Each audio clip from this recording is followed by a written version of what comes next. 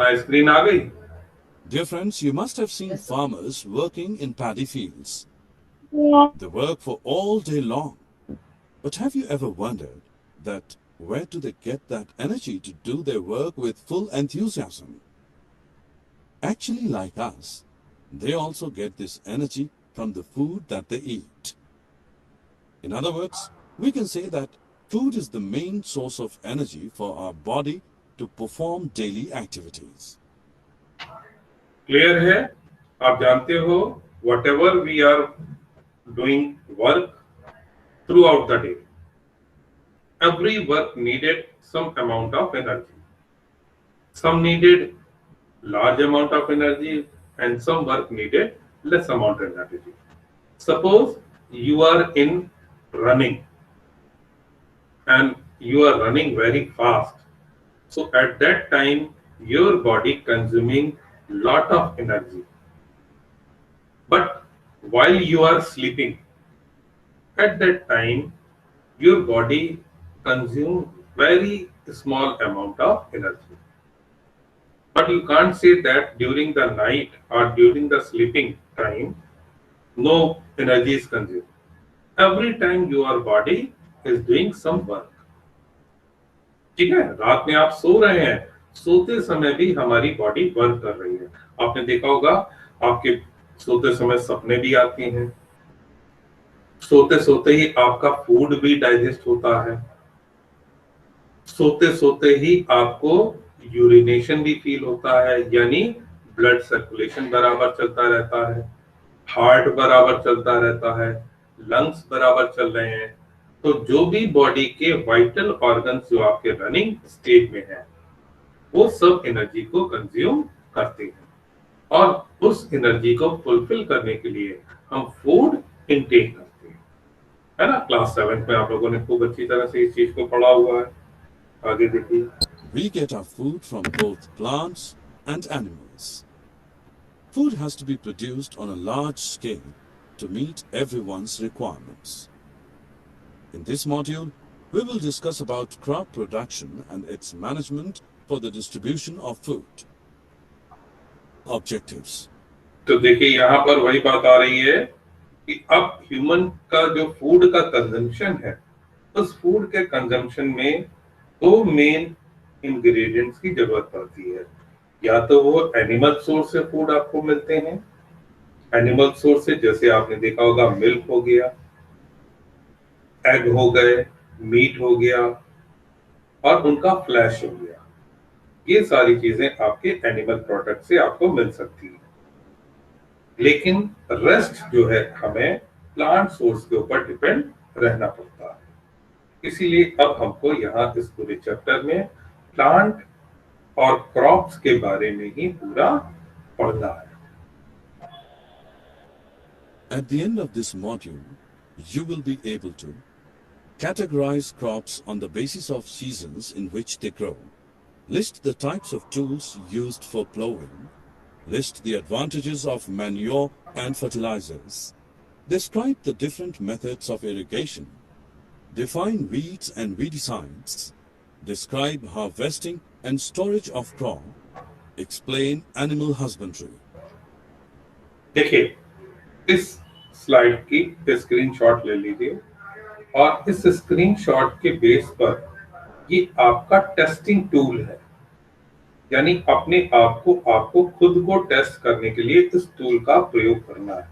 यानी जब ये चैप्टर आपका कंप्लीट हो जाएगा तो आपको इतने पॉइंट जो इसमें दिए गए हैं ये क्लियर होने चाहिए। यदि ये क्लियर नहीं है तो अभी आपको इस चैप्टर को नोट करना है सर, इनका स्क्रीनशॉट आंसर ले लिखना लेना, है। आंसर नहीं लिखना है।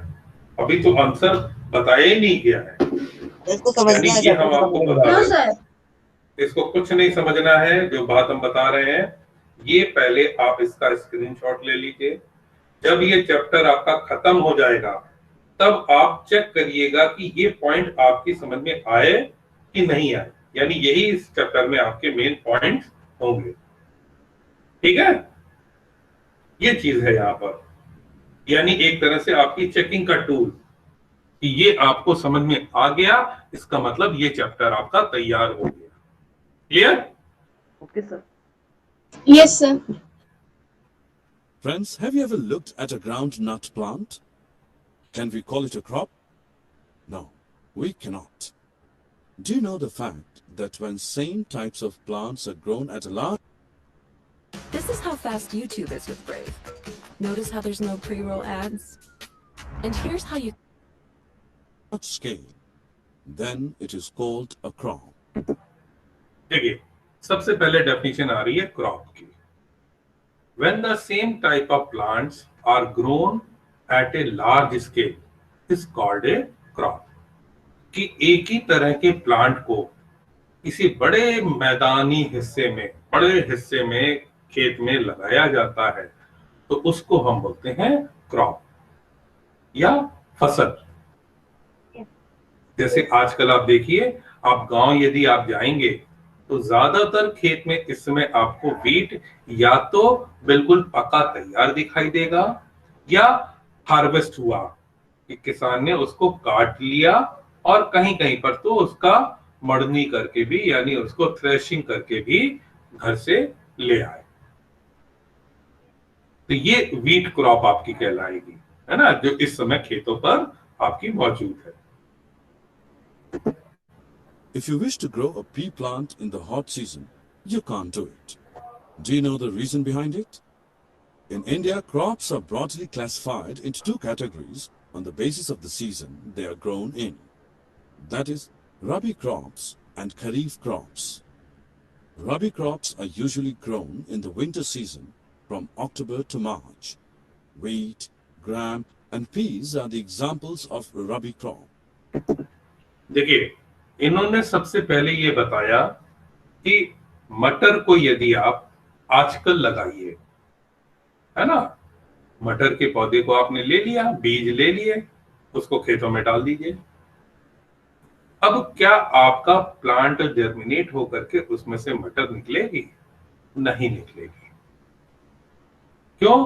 क्योंकि उसको जो क्लाइमेट चाहिए वो अभी उसके सूटेबल नहीं है, तो वो क्रॉप आपकी यहां पर तैयार नहीं हो पाएगी। तो अब क्या होगा?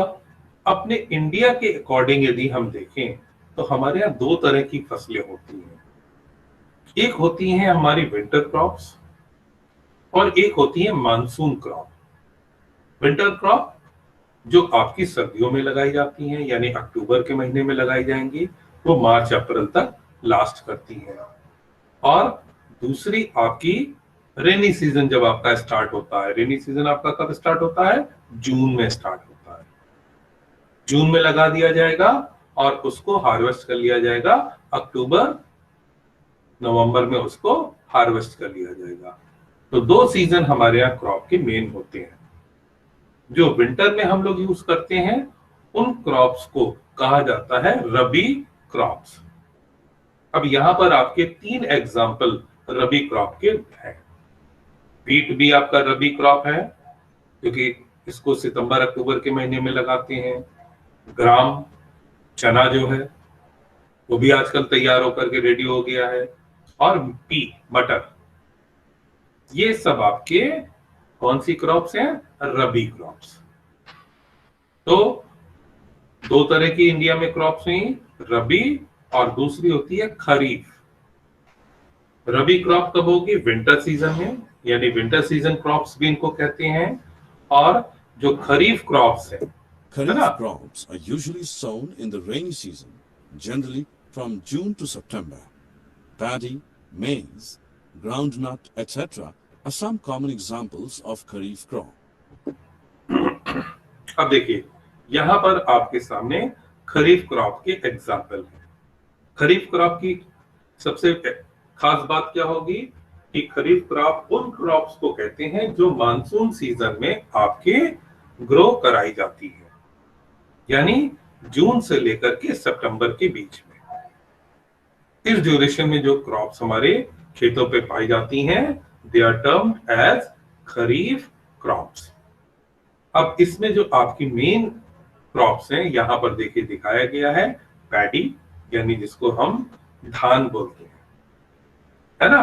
अब जरा हमको ये बताइए कि what is the difference between paddy and rice, क्या दोनों सेम है या दोनों डिफरेंट है? एक एक करके बताइएगा, यदि एक बोल रहा हो तो दूसरा अपना माइक बंद रखेगा। Hello sir. यस, हाँ बोलिए। सर धान होती है पैडी और सर राइस मतलब चावल। अब धान और चावल में क्या अंतर है? सर चावल सर मैं जो बताऊं? है, नहीं नहीं, उन्हीं को बताना। सर चावल जो है वो अनाज है और सर धान जो है उसको हम लोग नहीं खाते हैं सर। धान को धान को सर हम लोग नहीं खाते हैं। नहीं खाते हैं, है ना? मैं धान बताऊं? को क्या करते हैं? नहीं नहीं नहीं नहीं, रुक जाओ बोलो, कोई बीच में डिस्टर्ब नहीं करेगा। धान का फिर हम क्या करेंगे? सर धान को हम लोग लगाते हैं हाँ और फिर से उसी से राइस निकलता है। नहीं, हाँ सुजीत, बस सर। हाँ आप बताइए। सर जो पैडी है सर वो राइस का ही एक पार्ट है। हाँ ये सर जो राइस होता है सर, जब तक सर वो खेतों में लगा रहता है उसको पैडी बोला जाता है, और उसके बाद जब उसकी थ्रेसिंग होती है सर उसको राइस बोल दिया जाता है। और कोई? सर हाँ सर जो पैडी है मतलब सर राइस पहले पैडी के अंदर होता है इसलिए उसको पैडी बोला जाता है, फिर उसके बाद जब पैडी रिमूवल होता है तो फिर वो राइस बन जाता है। बिल्कुल सही है कि राइस जब छिलके के अंदर मौजूद है तो उसको हम धान बोलते हैं। ध्यान से समझिएगा कि जब तक दाना छिलके के अंदर है तो वो आपका पैडी है, धान है, और जब हम उसको छिलके से बाहर निकाल लेंगे तब वो राइस हो जाएगा। अब यदि आप खेतों में राइस डालिए तो नया प्लांट जर्मिनेट नहीं करेगा। आपको यदि खेतों में नया प्लांट जर्मिनेट कराना है तो आपको पैडी ग्रेन्स डालने पड़ेंगे, ठीक है ना? पैडी तो पूरा क्रॉप का नाम हो गया, लेकिन उसके जो ग्रेन्स होते हैं उनको भी हम हिंदी में धान बोल देते हैं। तो धान शब्द दो चीजों को कंसीडर करता है, एक तो फसल को कंसीडर कर रहा है और उस ग्रेन को भी धान के नाम से बुलाते हैं जिसके अंदर छिलका मौजूद होता है। तो आपने देखा भी होगा कि उसके जैसे आपने जौ को देखा होगा, आजकल जो है दुर्गा जी की पूजा होती है ना? जौ बोए जाते हैं, है ना? और हमारे पीछे भी आपको जौ दिख रहे होंगे, कलश रखा हुआ है, उसमें खूब बढ़िया जौ निकले हुए हैं। हाँ, तो ये भी जो है आपके वो कवर के अंदर होते हैं, ठीक है? तो वैसे ही राइस जब कवर के अंदर होता है तो उसको हम पैडी बोलेंगे, ठीक? और सर जब जैसे गांव से चावल आते हैं तो कभी कदार उनमें भी पैडी हो जाती है कुछ थोड़ी। हाँ, उनके छिलके आ जाते हैं, है ना? और वो छिलके बड़े गले में फंसते हैं, इसलिए उनको बीन करके अलग करना बहुत जरूरी है, क्योंकि बड़े वो शार्प होते हैं, गले में अटक जाते हैं, चुभ जाते हैं। दूसरे हमारे ग्राउंडनट, मूंगफली जिसको हम बोलते हैं, और मेज, मक्का, भुट्टे जिसे हम लोग खाते हैं, ये सब आपके खरीफ क्रॉप है, ठीक है ना? सर कॉटन भी खरीफ क्रॉप में आता है। कॉटन? Yes sir. कॉटन की जो हार्वेस्टिंग होती है वो हार्वेस्टिंग तो समर में होती है ना? समर में हार्वेस्टिंग हो रही है तो हमारे ख्याल से फिर तो वो रबी क्रॉप होना चाहिए, है सर ना? बुक में कॉटन लिखा है। तो फिर ऐसा, हाँ सुनिए सुनिए, देखिए इसमें क्या होता है कि कुछ क्रॉप हमारी ऐसी होती हैं जो हम रेनी सीजन में लगाते हैं और उनको ग्रो होने के लिए लंबा पीरियड की जरूरत पड़ती है, और लंबा पीरियड के बाद वो लगभग 1 साल के बाद उनकी हार्वेस्टिंग होती है, उसमें आपका कॉटन आता है। यानी इसको मानसून सीजन में लगाया जाएगा और इसकी हार्वेस्टिंग आजकल करी जाती है। इतना लंबा ये खेतों में रहता है, इसलिए इसको पानी वगैरह की बहुत ज्यादा जरूरत होती है। ऐसे ही आपने सुना होगा अरहर की दाल। अरहर की दाल हमारी दो वैरायटी की होती है। एक दाल ऐसी होती है जिसको लगेंगी दोनों, यानी उनको लगाएंगे किस सीजन में, यही अपने खरीफ वाले सीजन में, कि जून में उसको लगा देंगे दोनों ही वैरायटी को। एक वैरायटी हमारी तैयार हो जाती है दिसंबर के महीने में, यानी उसकी हार्वेस्टिंग कब कर ली जाएगी, उसको दिसंबर में हार्वेस्ट कर लिया जाएगा, काट करके उसमें से दाने निकाल लिए जाएंगे। और दूसरा होता है यही आजकल वो तैयार होती है, खाने में जो टेस्टी होती है वो यही वाली दाल होती है जो साल भर खेतों में रहती है। यानी दोनों के टेस्ट में डिफरेंस है। सर हाँ, यदि हिंदी के मध्य के हिसाब से देखिए तो गांव वालों की भाषा में दाल होती है। हाँ, साउंड बेटा ब्रेक हो रही है, सुनिए। जो दो वैरायटी हम बता रहे हैं अरहर की दाल की, उनमें से एक उसको हम लोग अपने लोकल भाषा में अगहनी अरहर बोलते हैं। अगहनी, अगहन के महीना जो होता है उसमें उसकी हार्वेस्टिंग की जाती है, ठीक है। सर और हाँ, सर जो वाटरमेलन होता है सर वो कौन सी क्रॉप में आता है? Watermelon, yes sir. वाटरमेलन तो आजकल लगाया जाता है ना। तो वो समर्स में आता है वाटरमेलन। हाँ, तो ये एक्चुअली वाटरमेलन अलग चीज हो गई। वाटरमेलन को हम समर से थोड़ा पहले ही लगा देते हैं। Yes sir. स्टार्टिंग जैसी होती है आपका मार्च के महीने में जो है हम उसकी जो है पौध लगा देते हैं, तो वो अप्रैल तक वो जो इस समय जो है खूब बड़ी हो जाती है और इस समय तरबूज आपके मिलने लगते हैं। खरबूजे का भी यही हाल है, ठीक है ना। तो ये आपके कुछ इंटरमीडिएट भी होते हैं जो दोनों सीजन के, जैसे आपने देखा होगा सनफ्लावर। इस समय यदि कुछ जगहों पर आप देखें सनफ्लावर बहुत लगता है, जहां पर पानी की बहुत अच्छी सुविधा होती है वहां पर सनफ्लावर लोग करते हैं और उस सनफ्लावर का ऑयल निकाला जाता है, जिसको हम सूरजमुखी बोलते हैं। यानी उसके फूल की खासियत क्या होती है, इस सुबह के समय में सारे फूल का डायरेक्शन किधर होगा, ईस्ट की तरफ होगा। दोपहर में, यानी जिस समय दोपहर आजकल होती है, सूरज देखिए बिल्कुल हम लोगों के सिर के ऊपर होता है, तो फूल उसका बिल्कुल सीधा हो जाता है। और शाम को सारे फूलों की दिशा वेस्ट में हो जाती है, यानी उसके फूल सन को फॉलो करते हैं। जिधर जिधर सन चलता है उसका फूल उसी दिशा में मुड़ता जाता है, इसीलिए उसको सूर्यमुखी भी बोलते हैं, ऑलवेज फेसिंग टुवर्ड द सन। तो उन फसल को भी हम बीच में लगाते हैं। तो ऐसी हमारी बहुत सारी फसलें जो बीच में लगा दी जाती हैं। लेकिन यदि हम टोटल मेजॉरिटी की बात करते हैं तो मेजॉरिटी में we have two seasons, one is rabi crops and another is kharif crop. Kharif यानी जो आपके आजकल अभी जैसे बारिश शुरू होगी हम उनको खेतों में लगा देंगे, ठीक है। Yes sir. हाँ yes sir. To grow crops, various activities are performed. हाँ बेटा बोलो। सर ये तो सर जो हम लोग चावल से जब धान निकाल लेते हाँ, हैं फिर जो धान क्या करते उसको जानवरों को खिला देते हैं। आप लोगों ने देखा होगा ना, जानवरों को जो भूसी दी जाती है, हाँ, वो जो है उसमें जो है उनको खिला देते हैं। यानी इस तरह के जितने भी आपके दाल हुई, दालों के छिलके, चने के छिलके और चावल की ये भूसी, इन सबको हम जानवरों को देते हैं और जानवरों को खिला दिया जाता है।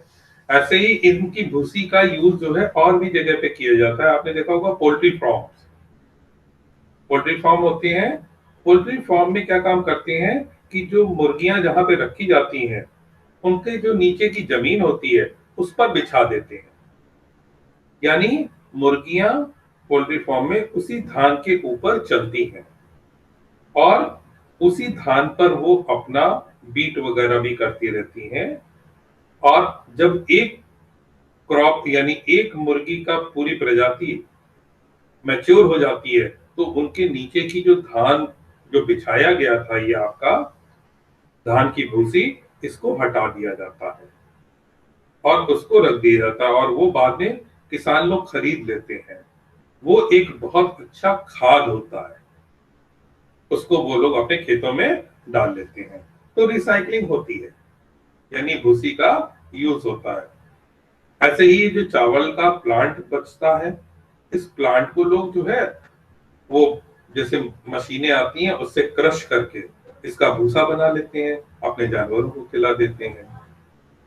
इसी से ही आपने देखा होगा प्लाई वगैरह भी तैयार की जाती हैं। आपने देखा होगा हार्डबोर्ड वगैरह आते हैं, है ना, हार्डबोर्ड वगैरह इसी के बनाए जाते हैं। तो बहुत सारी जगहों पर इन मटेरियल्स का यूज होता है, तो सारी चीजें यूज अप हो जाती हैं, रिसाइकिल हो जाती हैं। चलिए आगे। Formed, which are known as agricultural practices. Let us know them one by one in detail.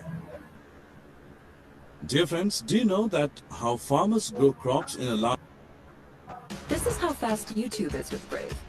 Notice how there's no pre-roll ads? And here's how you can... large field? What is their first requirement? Well, first of all, they prepare the soil for growing the crop. For that, they turn the soil and loosen it. देखिए, अब इन्हीं फसलों को उगाने के लिए हमको अपने एग्रीकल्चर को, अपने खेत को, उसको तैयार करना होगा। तो इसमें हम स्टेप बाय स्टेप उसकी तैयारी करते हैं और उन स्टेप को ही फॉलो करेंगे। यदि उनमें से कोई स्टेप हम मिस कर देते हैं या उसको जो है सुपरसीड करने की कोशिश करते हैं तो हमारी क्रॉप खराब हो सकती है। तो जिसमें सबसे पहला स्टेप क्या आया? The process of loosening and turning of the soil is called tilling और प्लोइंग। यानी हमें सबसे पहले सॉइल को भुरभुरा बनाना है, इतना भुरभुरा बना देना है कि उसमें जो हम क्रॉप लगाएं उस क्रॉप की जो रूट्स हो वो आसानी से डीपर चली जाए। दूसरा, उन रूट्स को खूब अच्छी क्वांटिटी में एयर भी मिल सके, यानी जितना सॉइल को आप ढीला करेंगे, भुरभुरा करेंगे, उतनी ज्यादा सॉइल में आपकी एयर मिक्स होगी। और जब आप प्लांट लगाएंगे, प्लांट लगाते ही उसमें आपका जो रूट्स हैं वो खूब आपकी डीपर जाएंगी और रिस्पायर करने के लिए उनको सफिशिएंट अमाउंट में ऑक्सीजन अवेलेबल होगी, जिसकी वजह से उनको ग्रोथ अच्छी होगी। तो बहुत इंपॉर्टेंट स्टेप है ये। देखिए, The loosened soil helps in the growth of earthworms and microbes present in the soil. These organisms are also known as farmers' friends. अब देखिए, जितना ज्यादा आप लूज करोगे उतना ज्यादा इसमें अर्थवॉर्म, माइक्रो ऑर्गेनिजम्स ग्रो होंगे, क्योंकि उनको भी रिस्पायर करने के लिए ऑक्सीजन अवेलेबल हो जाएगी। और यदि बिल्कुल एकदम हार्ड मिट्टी होगी तो उस हार्ड मिट्टी में ये ऑर्गेनिज्म उतने ज्यादा संख्या में डेवलप नहीं हो पाएंगे। इसलिए हमको सॉइल को लूज करना होता है। अब ये हम हल से करते हैं, बैलों से हल चलाते हैं, फावड़ों से करते हैं या ट्रैक्टर से करते हैं, है ना, डिपेंड करता है हमारी कितनी They बड़ी add जमीन है loose to the soil. और हमारे पास Turning क्या and क्या loosening the sources soil brings the मौजूद हैं। nutrient-rich soil to the top. These nutrients are then used by the plants. Now look at this farmer. He is plowing the field. As we can see that it is made up of wood. Let us see its structure.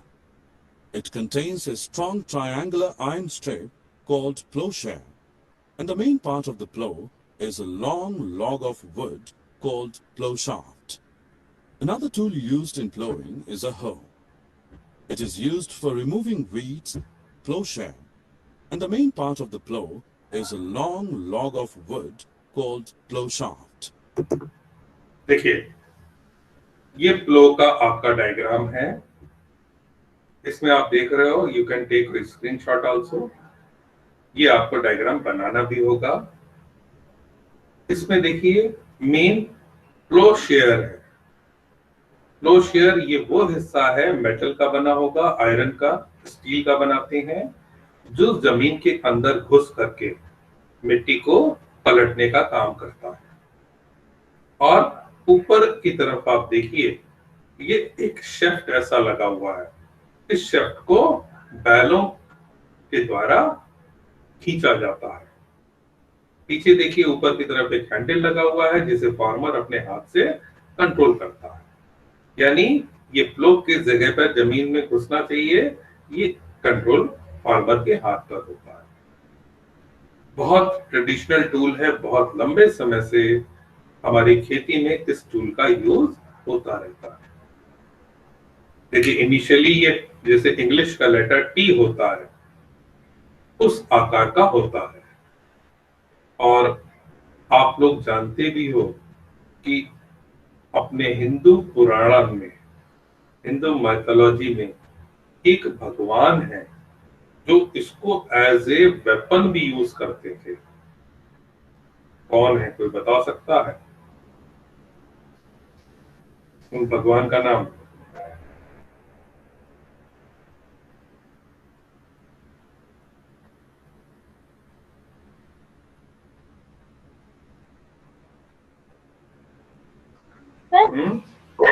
हाँ sir Haldar हलधर कौन है? हलधर नाम क्या था? हलधर तो वो क्या जो, हाँ सर जो कृष्ण जी थे सर, उनके बड़े बड़े भाई थे बलराम। बिल्कुल सही है, बिल्कुल सही है। कृष्ण के जो बड़े भाई थे बलराम, वो हल को अपने साथ एज ए वेपन लेकर के चलते थे। जैसे कृष्ण जी सुदर्शन चक्र लेके चलते थे, वैसे ही बलराम जो है इस हल को लेके चलते थे, इसलिए उनको हलधर भी कहते थे। लेकिन आप जानते हो रियल में इस हल का वर्क क्या है? प्लोइंग, इस सॉइल को लूज करना। तो आपने देखा होगा कि फार्मर्स कई बार प्लोइंग करते हैं। एक बार प्लोइंग करी, फिर उसको देखिए एक मोटे से लकड़ी के उससे दबा करके लेवल कर देते हैं, लेवलर आता है, और फिर प्लोइंग करते हैं। यानी जितनी बार इसकी प्लोइंग करी जाएगी उतना ही आपकी क्रॉप उसमें अच्छी तैयार होगी, प्लांट मजबूत होंगे। हाँ सर सर उसको क्या बोलते हैं, जिसमें सर एक नीचे सर वो होता है, होल होता है, और जो ना डालते हैं ऊपर से सीड, तो वो सीड ड्रिल कहलाती है। सीड ड्रिल, उसको सीड, हाँ उसको सीड ड्रिल बोलते हैं। वो बीजे डालने के काम में आती है। ओके ठीक है। उसमें क्या होता है, आगे जो है ये फ्लो लगा रहता है और पीछे उसमें एक पाइप ऐसा लगा रहता है। तो क्या होगा, आगे वो जोतता जाएगा यानी गड्ढा करता जाएगा, और उस गड्ढे में पीछे से एक पाइप ऐसा लगा देते हैं, उस पाइप से बीज गिरते जाते हैं। तो बीज को हाथ से ना डालते हुए वो उसके थ्रू डाल देते हैं, जिससे प्रॉपर डिस्टेंस पर और एक लाइन में आपके प्लांट लग जाते हैं। तो प्लो शेफ्ट, प्लो शेयर दोनों चीज समझ में आई?